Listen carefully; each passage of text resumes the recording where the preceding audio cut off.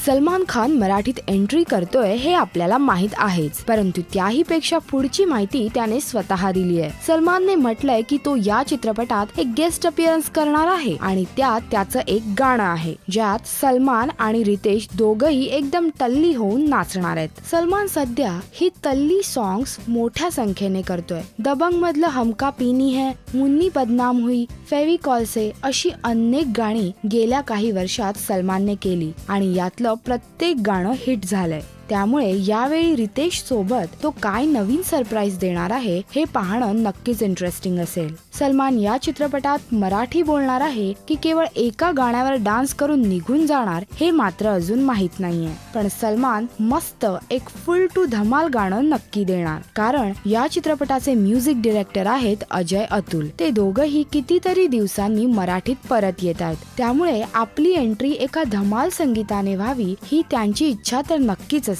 आणि त्यात सलमान साठी गाणं कंपोज करायचंय म्हटल्यावर त्यांनी एक्स्ट्रा एफर्ट्स तर नक्की केले असतील। सलमान आणि रितेश दोघांचंही एक टल्ली गाणं पाहायला मिळणार आहे असं म्हटल्यावर या गाण्याबाबतची आपली उत्सुकता तर नक्कीच वाढली असेल, नाही का?